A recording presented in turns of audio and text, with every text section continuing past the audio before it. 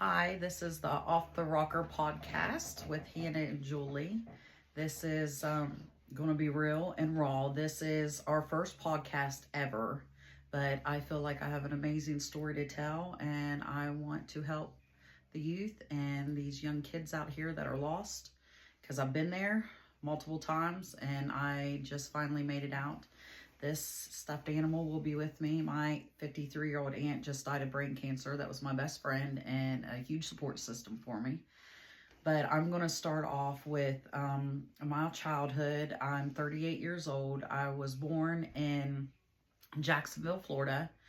My mother had to move down there when she was pregnant with me, and she had my 2-year-old sister because my dad ratted out 28 Hells Angels. The feds came to her home in the middle of the night and they told her she had to move because they were looking for her and they were going to kill her. She had a 2-year-old little girl and pregnant with me. I was born, I think, 3 weeks later. The abuse from my father continued on. And then my mom ran from him back to West Virginia. He followed us back, and that led into years of abuse till I was 13 years old. And at 13 years old, I was very troubled, very lost. Suicidal, all of it. I was an amazing athlete and good in school, but I just could not get past my childhood trauma, which led into addiction. First time I ever tried alcohol, weed, meth, it was off to the races. I loved every bit of it. I liked how it numbed me. It made me feel powerful. And my dad made me feel weak my whole life. So anything that gave me power, I chased it. Chased it, unbelievably chased it. And that leads into my other videos and interviews of how I preyed on positions of power, and every boyfriend I dated, I wanted him to have a position of power, whether it was drugs, money. I like to make powerful men feel weak, and that's just how this is going to go. There's a lot to tell. There's a lot to my life, and I'm lucky to be alive, and I made it out. When I was younger, I started drinking.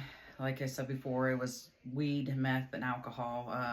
First time I did meth, I was with one of my friends. We stayed up for 3 or 4 days at like 13 years old. I continued to go to school and play volleyball, which was unbelievable because I hid my addiction. No one knew. And then I got in fights in school, very, very angry. My mom's an amazing woman. I give her such a hard time. I don't know how she survived me, honestly. My sister, I was physically abused. I remember at like 5 years old, I didn't want to wear glasses. And because my dad was a rat, my sister and my mom couldn't really protect us from him because he was in there with the cops. So we continued to have weekends with him until I was 13 years old. He sexualized my sister and physically abused me. So she was sexual and I was abusive. I remember at 5 years old, I didn't want to wear glasses, and he stomped me like I was a grown man and sat me outside at 1 o'clock in the morning until my mom came to get me. He body shamed me my whole life. I was fat and the ugly one, and because he was sexually obsessed with my sister and physically abusive to me, and I was never good enough in his eyes. Thank God I had my grandmas and my mom's side of the family, which were amazing people, and they loved me unconditionally. Over the years, I have put these people through pure hell.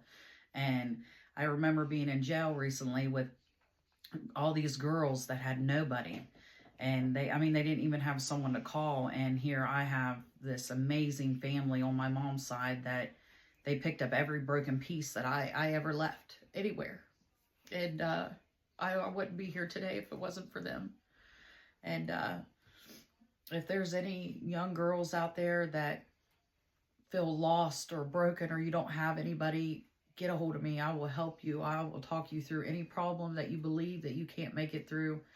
I know what it's like to be in your shoes. I know what it's like not to feel accepted or not feel pretty, but everybody is made perfectly in God's eye, and you are enough. Whether you believe it or not, you're enough. And all you got to do is try, whether you're lost in addiction or prostitution. I've did it all. I have did it all. I've sold myself. I've I've robbed people for money, drugs. I mean, if it's been done, I've did it. I was deadly with it. I was secretive, and I played this good girl role. At the end of the day, had the angel on one arm and the devil on the other, and the devil controlled the angel multiple times. And I finally, recently, in the last 6 months, after being arrested, and I finally just give in to that, and I'm at peace now, and